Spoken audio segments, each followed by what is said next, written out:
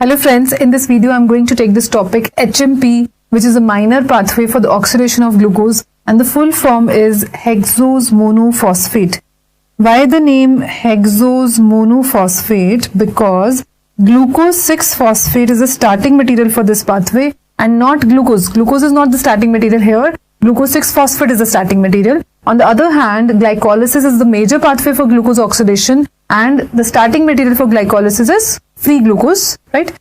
Now, other name of HMP is pentose phosphate pathway.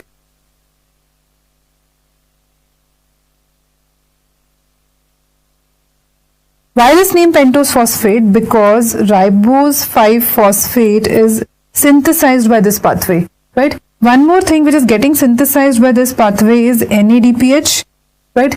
But it is not called NADPH pathway because we have two other sources of NADPH also, that is malic enzyme and cytoplasmic isocitrate dehydrogenase, and NADPH, major source of NADPH is HMP, right? But ribose 5-phosphate's only and only source in body is HMP, right? So these two things are getting synthesized by HMP pathway. Because HMP pathway is synthesizing two things, that's why it is anabolic pathway. It will be occurring in fed state, activated by hormone insulin, inhibited by glucagon, and occurring in cytoplasm because any anabolic pathway occurs in cytoplasm. We have two phases in HMP. There are two phases in HMP. Phase 1 is oxidative phase, which will form NADPH, and this phase is irreversible phase of HMP. On the other hand, phase 2 is non-oxidative phase, which will form the other product ribose 5-phosphate, and phase 2 is reversible phase of HMP, right? Now, in case of HMP, no ATP used or produced. You can write down other pathways also which do not produce ATP. Other pathways which do not produce ATP are RL shunt, alpha oxidation, oxidation of very long chain fatty acids, and also arsenic poisoning in glycolysis will not produce any ATP. Also, uronic acid pathway will not produce any ATP, right? Note it down. Now, HMP is a very complex cycle. It is now for doing HMP, there is no need to go into so much complex detail, but I will be just covering that much portion in HMP that is conceptual here, and the questions which are asked that I'll be covering, and I'll help you learn how to learn these things. But unnecessary detail in HMP I'm not taking. So let's get started. Now see here, this box, first box which I have made is oxidative phase. This is oxidative phase, and after that is non-oxidative phase of HMP. Now the starting material of HMP is glucose 6-phosphate, which is a 6-carbon compound. The first enzyme is glucose 6-phosphate dehydrogenase, short form G6PD. This is the rate limiting enzyme also, and this is the first most common human enzyme deficiency also. I told you second most common human enzyme deficiency is pyruvate kinase deficiency, which is enzyme of glycolysis, right? So let's see this first step. This first step is done by enzyme dehydrogenase, and there's no change in number of carbons. Next compound is also 6-carbon compound, so there's no change in number of carbon in this reaction. So this is simply oxidation step, and somebody will come to take this hydrogen when dehydrogenase removes hydrogen. So somebody will come to take this hydrogen. Here that somebody is NADP. NADP forms NADPH, right? Second step is also by some dehydrogenase. Again a 6-carbon compound is formed. Again it is oxidation. Again NADP forms NADPH. No need to learn the exact names of these intermediates or name of this enzyme. You just see here that first step and second step here, both are oxidation step. That's why this phase is known as oxidative phase. Now see the third step. In this third step, there is spontaneous decarboxylation. Spontaneous decarboxylation means enzyme is not used here, and the 6-carbon compound gets converted to 5-carbon keto sugar here, so known as ribulose 5-phosphate, right? This much is oxidative phase. So can I say in oxidative phase, we get 2 NADPH and 1 carbon dioxide, right? Now see the non-oxidative phase. In non-oxidative phase, the first step is ribulose 5-phosphate gets converted to ribose 5-phosphate. So name of enzyme will be isomerase, that is aldehyde keto interconversion. So isomerase enzyme. Now this ribose 5-phosphate can be used for the synthesis of nucleotides. Or this ribose 5-phosphate will be going into various rearrangement steps which are there in non-oxidative phase. There are so many rearrangement steps here, but there is no need to do the detail. questions are asked on the products of HMP. So this full reaction of HMP you have to learn, right? But one thing you can see here, that during these rearrangement steps, there are two intermediates formed, C2H12O 7-phosphate and glyceraldehyde 3-phosphate, right? Now for learning this full reaction of HMP, we have to see this circle. From this circle it will be very easy. Now see here, in this circle, I have written 3-glucose-6-phosphate. G6P stands for glucose-6-phosphate here. Actually in one HMP cycle, 3-glucose-6-phosphate, they are taken up.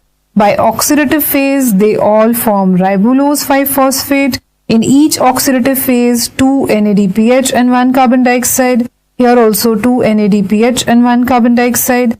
And here also same. So in total, how many NADPH? 6 NADPH. How many carbon dioxide? 3 carbon dioxide. When they ask you questions, then they'll try to confuse you between 3 NADPH or 6 NADPH, 3 carbon dioxide or 6 carbon dioxide, like that. So now you know it is 6 NADPH and 3 carbon dioxide, right? And in the end of these oxidative phase, we get 3 molecules of ribulose 5-phosphate. Each is 5 carbon. So total is how many carbon? 5, 5, 5, 15 carbons, right?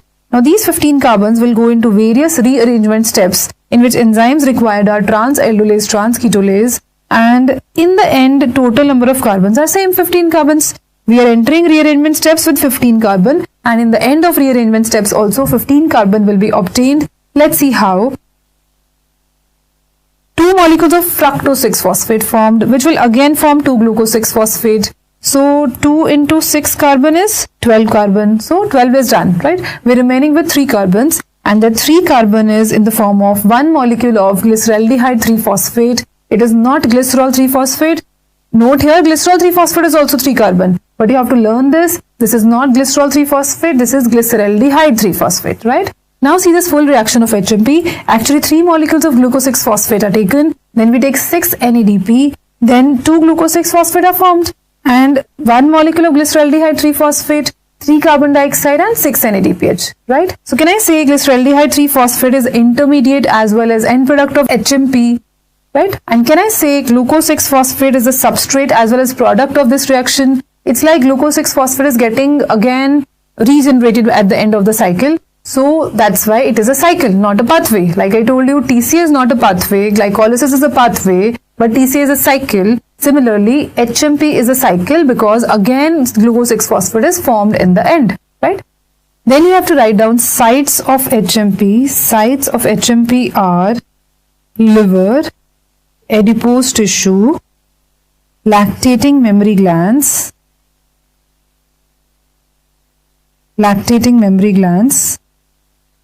adrenal cortex, gonads, testes and ovaries, placenta and RBCs. All these are sites of HMP. But they can ask you which tissue is never the site of HMP. Then you will write non-lactating mammary glands. They are never the site of HMP. Also skin is not the site of HMP.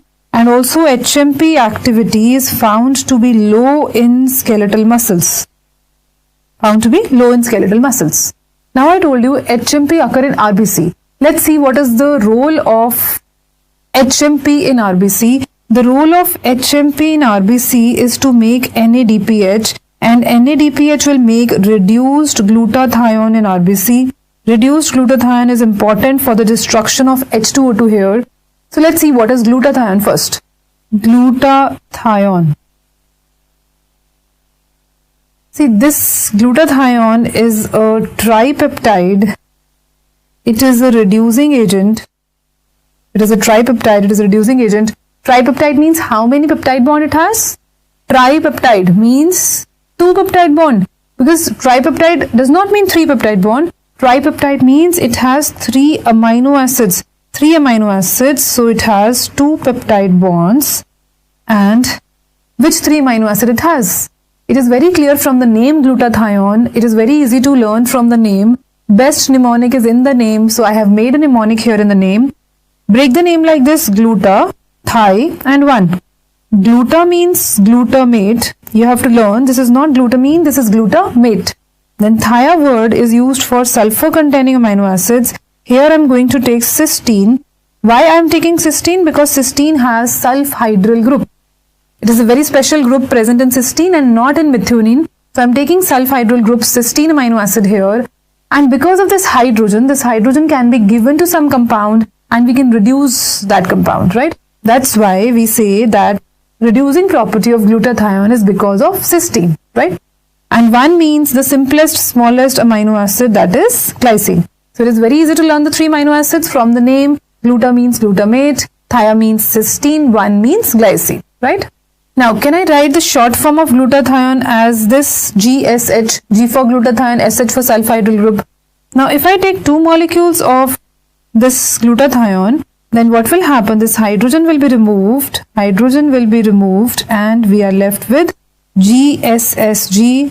This is a disulfide bond which is present here. Whenever 2 sulfhydryl groups join, then disulfide bond is formed, and this is known as oxidized glutathione because there's removal of hydrogen. Removal of hydrogen means oxidation, right? So can I say GSSG is oxidized glutathione, which is a dimer. Dimer means it is made up of 2 monomers, and I will say that GSH is reduced glutathione because it has hydrogen, right?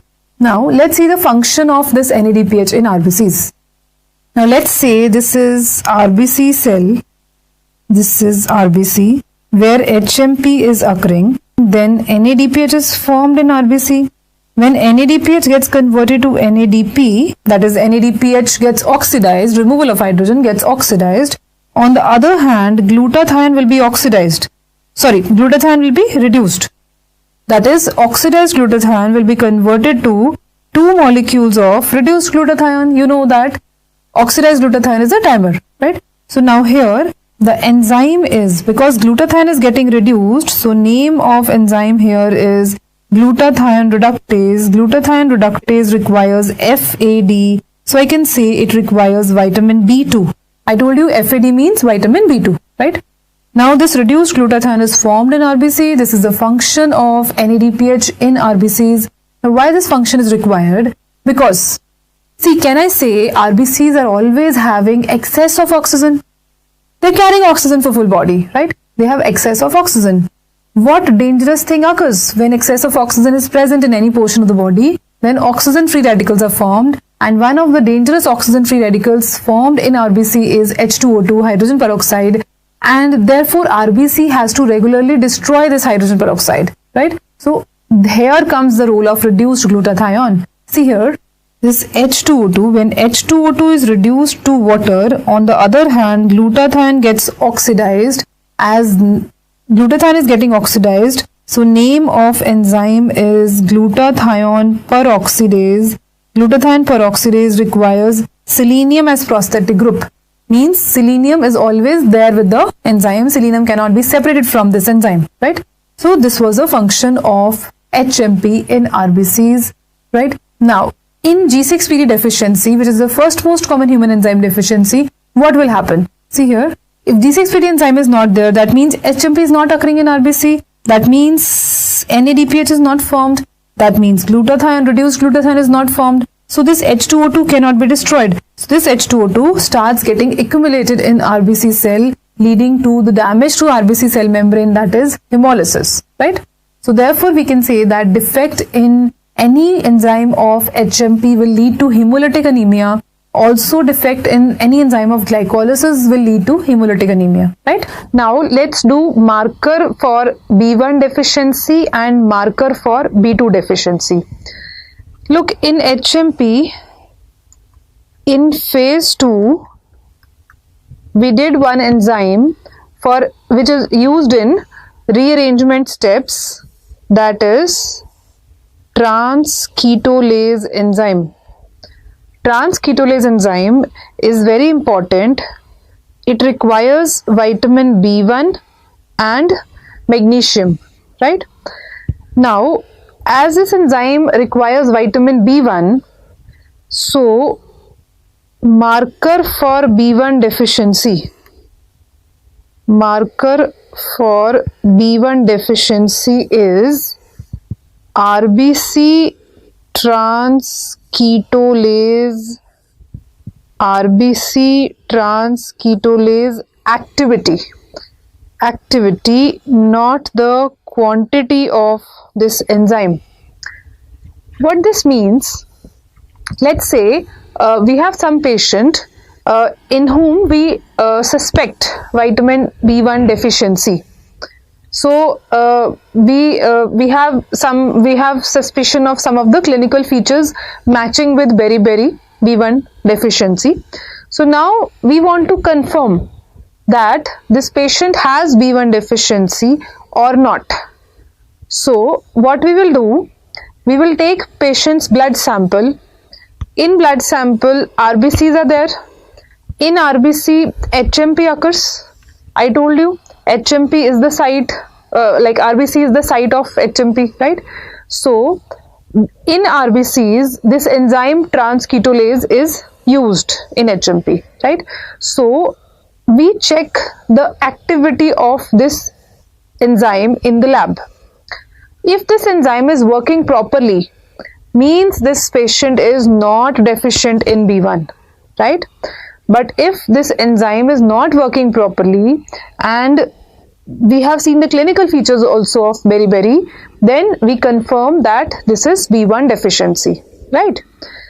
Now also we have marker for B2 deficiency, that is RBC marker for B2 deficiency is RBC glutathione reductase, RBC glutathione reductase activity.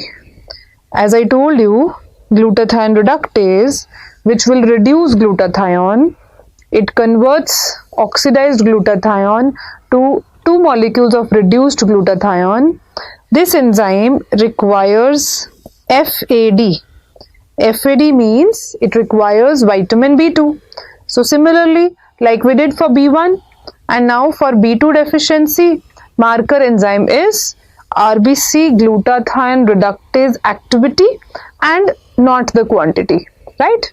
So this is it with HMP. I have taken all the commonly asked things and short form of HMP pathway, which is enough for your PG entrance point of view. Thanks for watching.